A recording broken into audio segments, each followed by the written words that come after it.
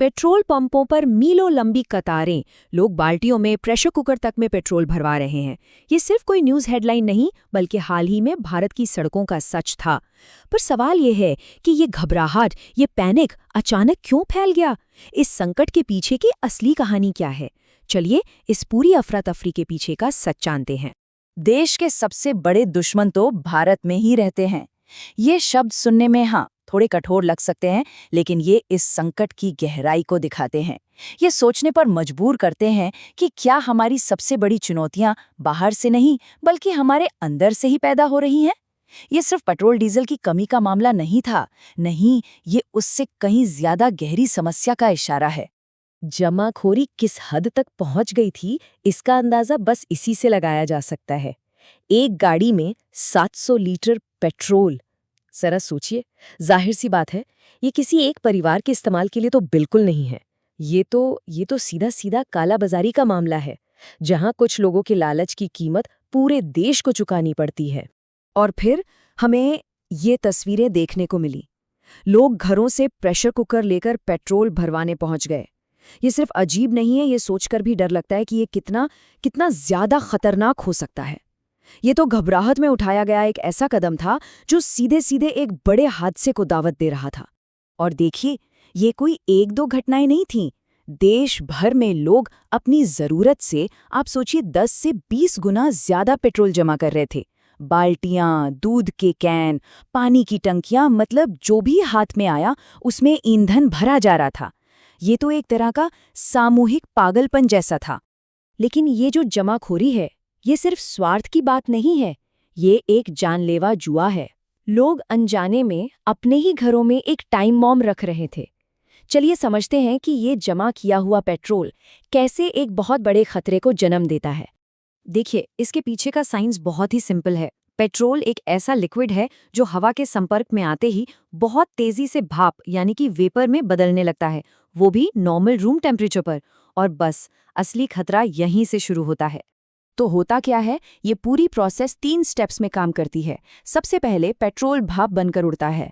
अब ये जो भाप है, ये हवा से भारी होती है, तो ये जमीन के पास एक इनविजिबल, मतलब न दिखने वाली ज्वलनशील लेयर बना लेती है। और अब इसे बस एक चिंगारी की जरूरत है, चाहे वो बिजली के स्विच से हो, लाइटर से, या किसी भी चीज से, और एक भयानक आग लग सकती है। तो कुल मिलाकर देखा जाए तो इस जमाखोरी के 3 बड़े नुकसान हैं।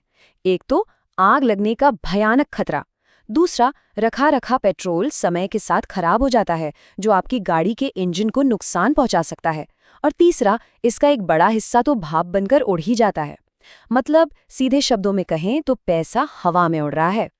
तो अब इस समस्या को जरा बड़े लेवल पर देखते हैं।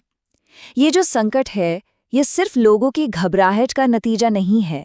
इसके पीछे एक पूरा दुष्चक्र है, एक विशेष साइकिल, जिसमें कानून, लापरवाही और काला बाजार सब शामिल हैं। 7, सिर्फ एक नंबर, पर यह बहुत महत्वपूर्ण है। सवाल है क्यों? इसका मतलब है 7 साल की जेल। जी हाँ, एसेंशियल कमोडिटीज एक्ट 1955 के तहत पेट्रोल और डीजल जैसी जरूरी चीजों की जमाखोरी करने पर 7 साल तक की सजा हो सकती है। और एक बात याद रखना जरूरी है, इस कानून के तहत सिर्फ बेचने वाला ही नहीं, बल्कि खरीदने वाला भी अपराधी है। और ये कोई छोटी मोटी चोरी नहीं है।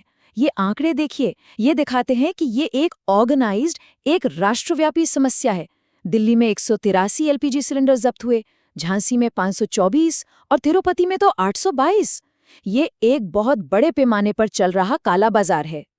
और यहीं पर सबसे बड़ा सवाल उठता है कि अगर ये काला बाजार कोई नई चीज नहीं है, तो फिर एक्शन लेने के लिए एक क्राइसिस का इंतजार क्यों किया गया? क्या अधिकारियों को इन रैकेट्स के बारे में पहले से नहीं पता था? ये एक ऐसा सवाल है जो पूरे सिस्टम पर गंभीर निशान खड़े करता है।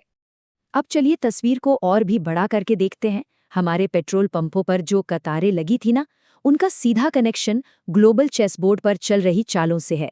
आइए देखते हैं कि कैसे अंतर्राष्ट्रीय तनाव और हमारी अपनी कुछ रणनीतिक गलतियां इस घरेलू संकट को और हवा देती हैं। कुछ रणनीतिक गलतियां हुई हैं जिन्होंने हमें ग्लोबल एनर्जी शॉक्स के सामने और भी ज्यादा वल्नरेबल यानी कमजोर बना दिया है।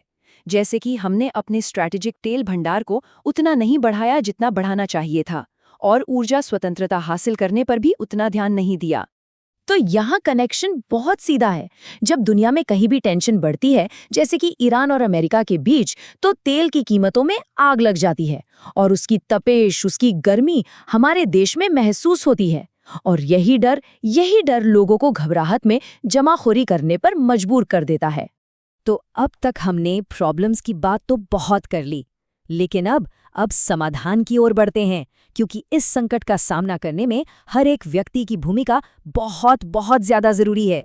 ये कुछ बहुत ही आसान और प्रैक्टिकल कदम है जिन्हें हम सब अपना सकते हैं। छोटी दूरी के लिए पैदल चलना या साइकिल चलाना, पब्लिक ट्रांसपोर्ट का इस्तेमाल करना या फिर कारपूलिंग। ये छोटी छोटी आदतें हैं, लेकिन मिलकर एक बहुत बड़ा बदलाव ला सकती हैं। और यही बात हमारी किचन पर भी लागू होती है। सिर्फ खाना बनाते वक्त बर्तन को ढकने जैसी छोटी छोटी आदतों से ही हम एलपीजी की काफी बचत कर सकते हैं। इन आदतों को अपनाकर हर घर इस सॉल्यूशन का हिस्सा बन सकता है। अब व्यक्तिगत कोशिशों के साथ साथ हमें बड़े पैमाने पर सिस्टेमिक चेंजेस की भी जरूरत है। चलिए अब उन कदमों पर फोकस करते हैं जो एक देश के तौर पर हमें भविष्य में ऐसे संकटों से बचाने के लिए उठाने होंगे। ये एक टू वे स्ट्रीट है, मतलब नागरिकों की अपनी जिम्मेदारियां हैं, तो वहीं सरकार और कंपनियों को भी बड़े सिस्टमैटिक सुधार करने होंगे, जैसे वर्क फ्रॉम होम को बढ़ावा देना, पब्लिक ट्रांसपोर्ट को बेहतर बनाना और सबसे जरूरी जमाखोरी के खिलाफ सख्ती से कानून लागू करना। ये सभी बेहद जरूरी कदम हैं। देखिए, सॉल्यूशन तो हमारे सामने है, चाहे वो बायोगैस हो या सोलर कुकिंग। लेकिन अब वक्त आ गया है कि इन्हें सिर्फ डेमो देने या प्रदर्शनियों में दिखाने के बजाय राष्ट्रीय स्तर पर लागू किया जाए।